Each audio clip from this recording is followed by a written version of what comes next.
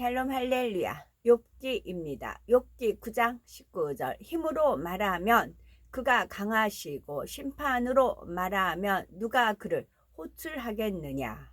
욥이 볼 때 하나님은 하루아침에 자신의 모든 것을 빼앗아 간 무서운 분이었기에 강한 하나님으로 표현하고 있습니다. 즉 하나님은 강한 힘을 마음대로 쓰시는 분이라는 것입니다. 하나님께서는 우리를 사랑하심으로 독생자 예수님을 이 땅에 보내셨습니다. 하나님께서는 우리의 죄를 대신 지고 십자가에 못 박혀 죽으셨으나 3일 만에 부활하심으로 원수마귀 사망 권세를 깨뜨리셨지요. 그러므로 하나님의 강함은 죽음의 권세를 이긴 강함이며 부활의 강함입니다. 이처럼 무엇보다 강하고 위대한 것은 사랑의 힘입니다. 하나님의 사랑은 예수 그리스도의 핏값으로 인류를 구원하여 영생으로 인도하시는 강함입니다. 이 사랑의 힘은 죄인을 회개케 하며 강팍한 마음을 부드럽게 녹이며 원수와도 화목하게 만들지요. 이처럼 강한 사랑의 힘으로 인해 예수 그리스도께서는 온 인류에게 구원의 길을 열어주시고 만왕의 왕 만주의 주가 되셨습니다. 또한 하나님은 행한 대로 갚아주시는 심판자로서 힘이 있는 분이십니다. 그런데 욥은 하나님의 주권을 사용하여 예정 가운데 마음대로 처리해버리는 무서운 심판자라고 표현하고 있습니다.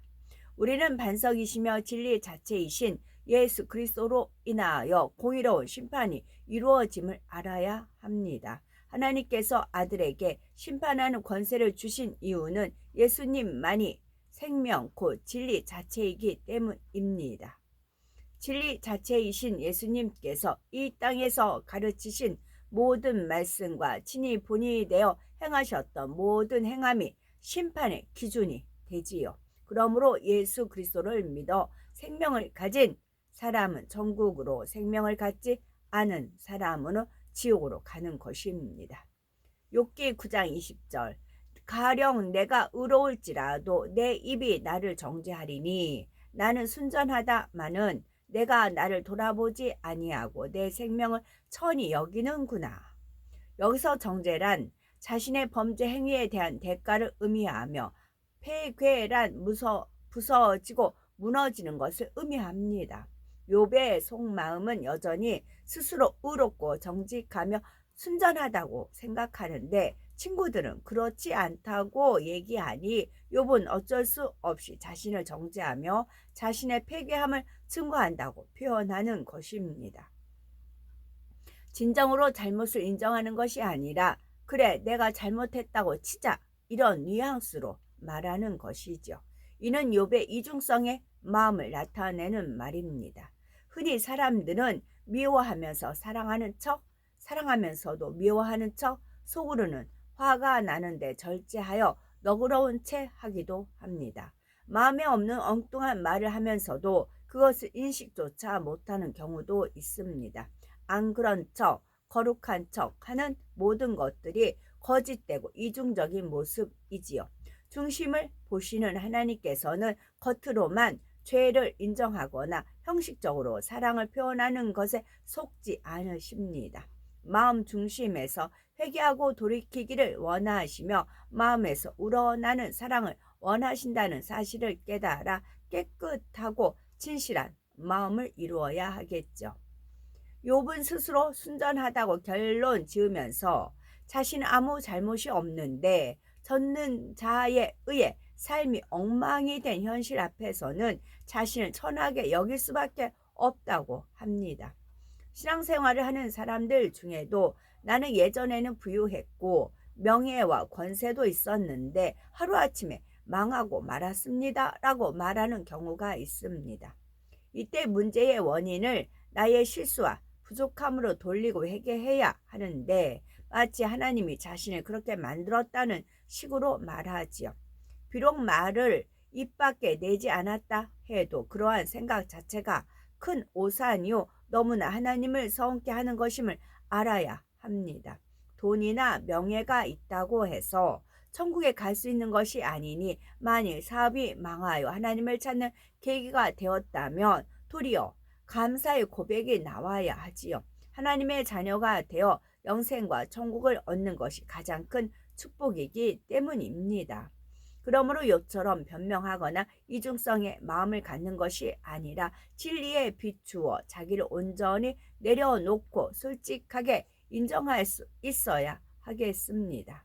욥기 9장 22절 일이 다 일반이라 순전한 자나 악한 자나 멸망시키신다 하나니 호련히 재앙이 내려 도륙될 때에 무죄한 자의 고난을 그가 비웃으시리라 했습니다. 욥은 예정 가운데 마음대로 해버리는 하나님이시기에 사람이 의롭게 살아봤자 아무 소용이 없다고 말하고 있습니다. 즉 자기와 같이 순전하고 의롭게 살아간 사람도 이처럼 고통받게 하시는 하나님은 선한 자들과 악한 자들을 똑같이 취급하는 분이라는 것이지요. 그러나 하나님은 선악간에 심판하시는 공의로우신 재판장이십니다. 극렬한 풀무불 같은 심판날이 이르면 교만한 자와 악한 자는 순식간에 불에 살라지는 지푸라기 같이 패망하지만 하나님을 경외하는 사람에게는 치료하는 여호와 회복시키는 하나님의 은총이 함께 하십니다. 말라기 4장 1절에서 2절이요. 또한 신명기 28장에는 우리가 하나님 말씀에 순종하면 세계 모든 민족 위에 뛰어나게 하실 것이며 모든 복이 임하게 해주시겠다고 말씀합니다. 반대로 우리가 하나님 말씀에 순종하지 않고 그 모든 명령과 규례를 지켜 행하지 아니하면 모든 저주가 임할 것을 말씀하고 있지요. 이처럼 하나님께서는 선한 자와 악한 자를 일반으로 취급하시는 것이 아니라 악한 자는 악의 봉을 받게 하시고 순전한 자는 선을 행한 대로 갚아주시는 분입니다. 그러나 욥은 공의가 없는 하나님이라 오해할 뿐만이 아니라 죄 없는 자의 고난을 비웃으시는 하나님으로 판단하고 있습니다. 호련히 재앙이 내게 도륙될 때라 표현한 것은 자신에게 갑자기 재앙이 임했다고 생각했기 때문이지요. 흔히 사람은 자기가 악하면 다른 사람도 악하게 봅니다. 자기가 거짓말하니 상대방도 거짓말한다 생각하고 자기가 간음하니 상대방도 그러려니 생각하지요. 상대는 진실을 말하는데도 속마음은 안 그러겠지 판단합니다. 사람에 대해 오해하는 사람은 하나님에 대해서도 오해합니다. 한낱 피조물인 우리가 어떻게 광대하시고 오묘하신 창조주 하나님의 마음을 다 헤아릴 수가 있겠습니까? 그런데 욥은 마치 하나님의 마음을 다 아는 것처럼 함부로 말하고 점점 더 하나님에 대하여 비꼬며 자신의 억울함을 도설하고 있지요. 욥기 9장 24절 세상이 악인의 손에 붙이웠고 재판관의 얼굴도 가리워졌나니 그렇게 되게 한 이가 그가 아니시면 누구이뇨?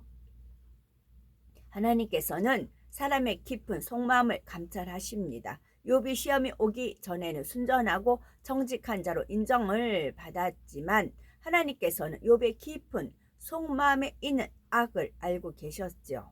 사단도 그 악을 알았으므로 송사를 했고 하나님도 허락하셨던 것입니다. 연단을 받아야 속마음이 드러나고 결국 회개하여 변화될 수 있기 때문이지요. 그런데 욥은 아직도 자신의 속마음을 보지 못하니 자기처럼 순전하고 정직한 사람을 이렇게 고통 속에 살아가게 하는 것은 하나님의 재판이 공의롭지 못하기 때문이라고 말합니다. 뇌물을 받고 공의를 굽게 하는 재판관처럼 하나님도 마찬가지라고 단정한 것입니다. 하나님께서는 공의로우신 분이십니다. 하지만 욥은 현재 연단이 자신의 깊은 악으로 인함임을 깨닫지 못하니 계속하여 하나님을 원망하고 있습니다.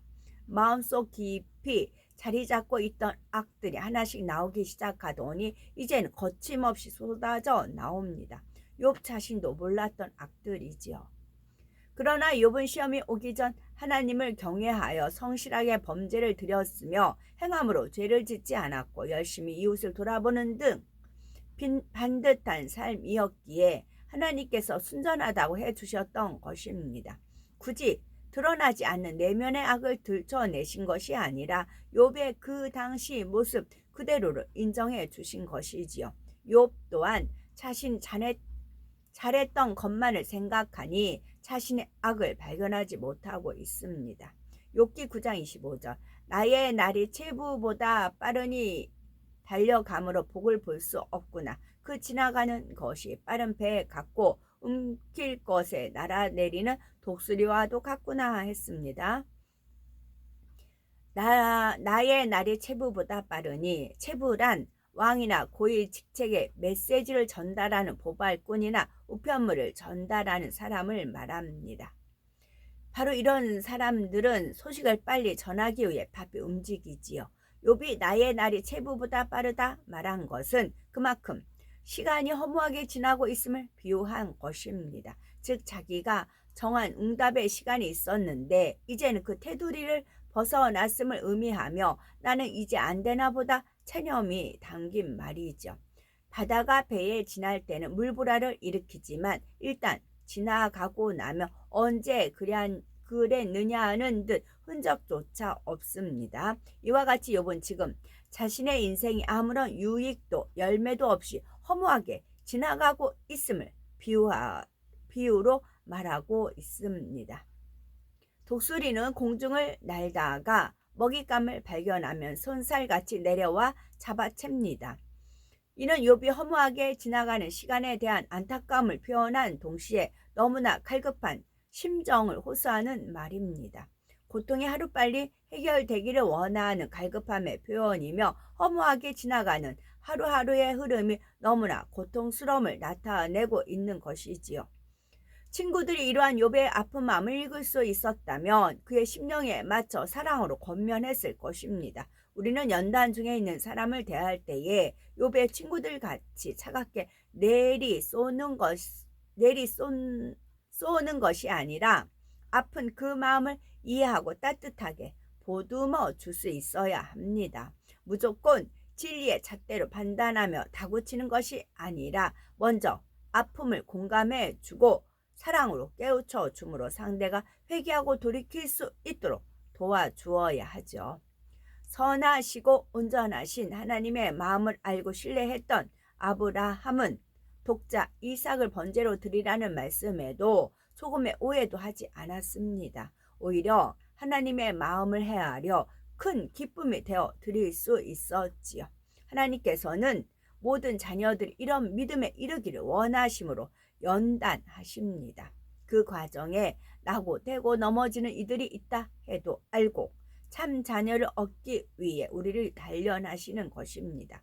그러므로 베드로전서 1장 7절 너희 믿음의 시련이 불로 연단하여도 없어질 금보다 더 귀하여 예수 그리스도에 나타나실 때의 칭찬과 영광과 존귀를 얻게 하려 함이라는 말씀이 우리에게 임하는 우리가 되어야 되겠죠. 아멘.